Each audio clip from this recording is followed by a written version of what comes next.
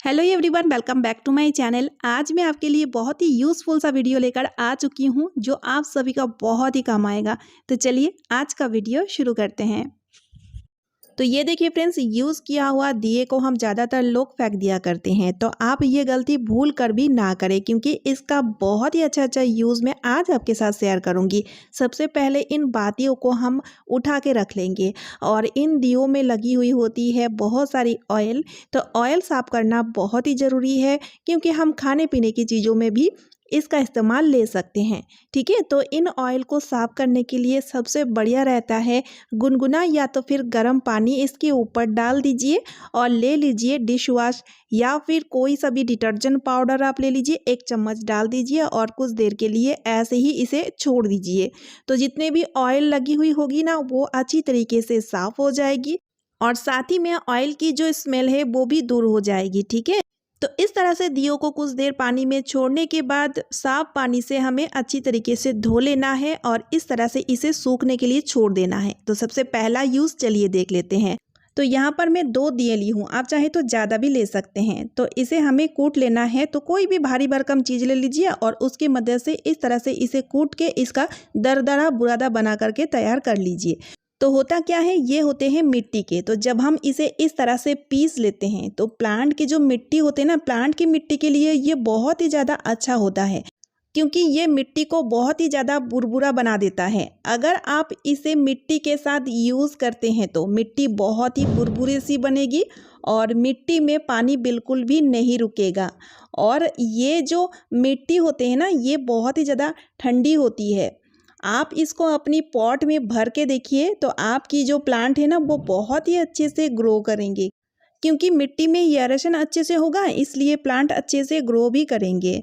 तो इस तरह से आप पुरानी दियों का इस्तेमाल इस तरह से बहुत अच्छी तरीके से कर सकते हैं ना। कितना यूज़फुल आइडिया। तो चलिए अब दूसरी आइडिया भी देख लेते हैं। तो यहाँ पर मैंने लिया है एक कटोरी और इसमें मैं डिटर्जेंट पाउडर ले लूँगी। 2 चम्मच भर के डिटर्जेंट पाउडर हमें यहाँ पर लेना है। उसके बाद हमें लेना है बेकिंग सोडा यानी कि मीठा सोडा, 1/2 चम्मच मीठा सोडा यहाँ पर हमें ऐड कर देना है। फिर उसके बाद हमें लेना है गेहूं का आटे की बुरादा। तो जब हम आटा चालते हैं, आटा चालते टाइम जो बुरादा निकलता है उस बुरादा को आप 1 चम्मच भर के ले लीजिए और इसके साथ मिक्स कर दीजिए। और अगर आप पैकेट वाला आटा खाते हैं तो आप सिर्फ आटा लेंगे तब भी चलेगा। उसके बाद हमें सिर्फ 1 चम्मच पानी डाल करके इस मिश्रण को अच्छी तरीके से तैयार कर लेना है, यानी कि अच्छे से सभी चीज़ों को मिक्स कर लेना है। मिक्स करते टाइम ध्यान रखिएगा, इसे बहुत ज़्यादा गीला नहीं करना है। सिर्फ 1 चम्मच पानी डाल करके इसे इस तरह से झुरझुरा टाइप का बना के तैयार कर लेना है। तो मिश्रण तैयार हो चुका है। अब हमें लेना है एक पुराना दिया और इस दिया में ना इस तरह से देखिए अच्छे से दबा दबा के इस मिश्रण को हम भर लेंगे। तो अच्छे से ये ठोस बन के तैयार हो जाएगा। अच्छे से ठोस करके इसे भर के तैयार कर लेना है। उसके बाद हमें इसे छोड़ देना है कुछ देर के लिए सूखने के लिए, ताकि ये अच्छी तरीके से सूख जाए। बिना सूखे इसका इस्तेमाल हम नहीं ले सकेंगे, तो इसलिए आप चाहें तो धूप में रख करके इसे अच्छी तरीके से सुखा सकते हैं। अब मैं चेक करके देख रही हूँ, ये देखिए फ्रेंड्स अच्छे से ये सूख चुका है और इसका इस्तेमाल भी बहुत ही बढ़िया है। तो जैसे कि हम सभी के घरों में लोहे के बर्तन तो होते ही हैं और इसे साफ करना भी उतना ही मुश्किल होता है और ये बहुत ज़्यादा जल भी जाते हैं। तो यहाँ पर आप देख ही सकते हैं ये तवा बहुत ही बुरी तरीके से जल चुका है। सबसे पहले इसे गर्म कर लीजिए और थोड़ा सा पानी इसमें डाल दीजिए। ठीक है, और फिर उसके बाद इस दिए को लेंगे और देखिए कुछ इस तरह से रब करते जाएंगे। तो इस तरह से करने से ना यहाँ पर आपको कोई ईंट या स्क्रबर या कोई भी हार्पिक जैसा केमिकल की ज़रूरत बिल्कुल भी नहीं होगी। तो ये देखिए फ्रेंड्स इस तरह से हम रब करते जाएंगे और अगर आपको लगे कि ये सूख रहा है तो बीच बीच में आप थोड़ी थोड़ी करके पानी डाल के फिर से रब कीजिएगा। तो इस तरह से देखिए फ्रेंड्स तवा कितना बढ़िया तरीके से साफ़ होते जा रहा है। तो एक दिया आपका 1 महीना चल जाएगा। तो आप क्या कीजिए, डेली ही इस तरह से इस दिए की मदद से लोहे की जो भी बर्तन है उसे आप हल्के से रब करके छोड़ दीजिएगा। ठीक है, यानी कि साफ़ कर लीजिएगा। तो कभी भी आपके तवा में जो भी जली हुई निशान है वो नहीं जम पाएंगे। तो यहाँ पर जैसे कि आप देख ही सकते हैं तवा कितना बढ़िया तरीके से साफ़ हो चुका है। अब इस सॉल्यूशन को दोबारा से यूज़ कर सकते हैं, इसलिए आप इसे अच्छी तरीके से धूप में सुखा लीजिए। सुखा के पूरी तरीके से ड्राई करके रख लीजिए। तो इस तरह से आप ट्राई करके देखिएगा, बहुत ही यूज़फुल रहेगा। तो चलिए अब तीसरी आइडिया भी देख लेते हैं। तो यहाँ पर भी मैंने लिया है एक पुरानी दिए। अब इस दिए की मदद से ग्रेटर को हम तेज करेंगे, और सिर्फ ग्रेटर ही नहीं, आप चाहें तो पीलर, चाकू या चॉपर यूज़ करते हैं ना, उसकी ब्लेड को भी अच्छी तरीके से आप शार्प कर सकते हैं। बस दिए की मदद से इस तरह से रगड़ना है। तो यहाँ पर मेरा 2 काम बन के तैयार होगा। इस तरह से मेरा ग्रेटर भी तैयार हो गया है। अब देखिए इसकी जो बुरादा निकला है इसका भी यूज़ लेंगे। क्लीनिंग के लिए ये बहुत ही ज़्यादा यूज़फुल रहता है। तो यहाँ पर मैं थोड़ी सी कोलगेट डाल करके इसे थोड़ी सी और पावरफुल बनाकर तैयार कर लूँगी। थोड़ी सी पानी मिक्स करके अच्छी तरीके से दोनों को अच्छे से मिक्स कर लेंगे, तो बहुत ही यूज़फुल सा बढ़िया सा मिश्रण बन के तैयार हो जाएगा। खास तौर में क्लीनिंग के लिए बहुत ही ज़्यादा यूज़फुल रहता है। इसके मदद से आप स्टील का सिंक या फिर टैप जिसमें पानी की आयरन वाली दाग बहुत ही बुरी तरीके से लग जाती है, तो उसे आप इसके मदद से बहुत ही अच्छी तरीके से क्लीन कर सकते हैं। जैसे कि पहले के ज़माने में ना मिट्टी की चीज़ों की मदद से हर एक तरीके की क्लीनिंग होती थी, लेकिन अभी जैसे कि हम हार्पिक वगैरह का इस्तेमाल ले लेते हैं हर एक क्लीनिंग के लिए, लेकिन हार्पिक में बहुत ही ज़्यादा हार्ड केमिकल होता है। खासतौर में स्टील की सिंक हो गया या टैब हो गया, उसकी चमक को बहुत ही ख़राब कर देता है। साथ ही में बहुत ज़्यादा दाग धब्बे भी, उसमें काला काला निशान भी आ जाता है। तो हार्पिक की मदद से क्लीन ना करके अगर मिट्टी के दिए की मदद से इस तरह से क्लीन करेंगे ना, तो अच्छे से बहुत ही बढ़िया तरीके से क्लीन हो जाएगा, जैसे कि यहाँ पर आप देख सकते हो। और इस पुरानी दिए के मदद से इसकी जो ड्रेन है इसे भी आप कवर कर सकते हो। जैसे कि रात के टाइम जब हम किचन की लाइट ऑफ करते हैं, साथ ही इस ड्रेन की मदद से कॉकरोच, कीड़े वगैरह आ जाते हैं। तो आप क्या कीजिए, इस तरह से अगर रात के टाइम कवर करके रखेंगे तो कॉकरोच या कीड़े मकोड़े बिल्कुल भी सिंक के थ्रू नहीं आ पाएंगे। तो चलिए आप अगला आइडिया देख लेते हैं। जब हम प्लांट में पानी डालते हैं तो डायरेक्ट पानी को इस तरह से प्लांट के जड़ में डालते हैं, और पानी का धार बहुत ही ज़्यादा शार्प होता है। इस वजह से इसकी जो रूट है वो खुलने लगते हैं, इसलिए प्लांट धीरे धीरे सूख जाता है। तो आप क्या कीजिए, पानी डालते टाइम इस पुरानी दिए का इस्तेमाल लीजिए।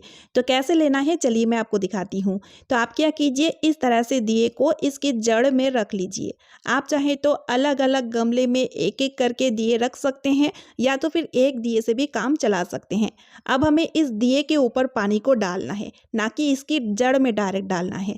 तो इस कारण इसका रूट भी नहीं कटेंगे, और जिस कारण आपका पेड़ पौधे बिल्कुल भी नहीं सूखेंगे। ये भी बहुत ही यूजफुल सा आइडिया है। तो चलिए अगला आइडिया देख लेते हैं। कैसरोल हर घर में यूज़ होता है, लेकिन कभी कभी क्या होता है, हम कुछ गलतियां कर देते हैं। कुछ ऐसे खाने पीने की चीज़ें रख देते हैं तो उसका स्मेल कैसरोल से जाता ही नहीं है। जैसे कि कई बार नॉन वेज वगैरह रखते हैं, तो उस बैड स्मेल को दूर करने के लिए यहाँ पर हम पुरानी दिए का इस्तेमाल करेंगे। तो यहाँ पर सबसे पहले सेंटर में एक दिए को रख लीजिए, उसके बाद 2 लौंग, और साथ ही में हमें तेज पत्ता की छोटी छोटी टुकड़े कट करके इसके साथ ही मिक्स कर देना है। तो यहाँ पर दिए का इस्तेमाल हमें इसलिए करना है क्योंकि अगर हम डायरेक्ट तेज पत्ता और लौंग को जलाएंगे तो कैसरोल में एक जलने का दाग आ जाएगा, और कुछ कुछ कैसरोल प्लास्टिक के भी होते हैं। तो आप क्या कीजिए, इस तरह से दिए के ऊपर रख के इसे जला दीजिए, ठीक है। और साथ ही में मैचिंग स्टिक को भी इसके साथ ही छोड़ दीजिए और इसे जलने के लिए छोड़ दीजिए। आग जब शांत हो जाए तभी आपको इसका ढक्कन लगाना है, ना कि उससे पहले लगाएं, ठीक है। इस तरह से आग शांत हो चुका है। अब इसका ढक्कन को हम टाइटली लगा देंगे और कुछ देर के लिए छोड़ देंगे। 10 से 15 या 5 से 10 मिनट के लिए भी छोड़ेंगे तभी चलेगा। उसके बाद जब इस तरह से आप ढक्कन को खोलेंगे ना, तो इसमें जितने भी बैड स्मेल है वो पूरी तरीके से ख़त्म हो जाएगा। तो इस तरह से दिए का इस्तेमाल देखिए यहाँ पर कितना बढ़िया है। अब देखिए फ्रेंड्स, इन दियों का यूज़ हम तरह तरह से ले लेते हैं, लेकिन हमें इसे ठीक से ऑर्गेनाइज करके रखना भी बहुत ज़रूरी है, ताकि इसमें धूल मिट्टी भी ना लगे और कम से कम जगहों में इसे हम ऑर्गेनाइज करके रख भी पाएँ।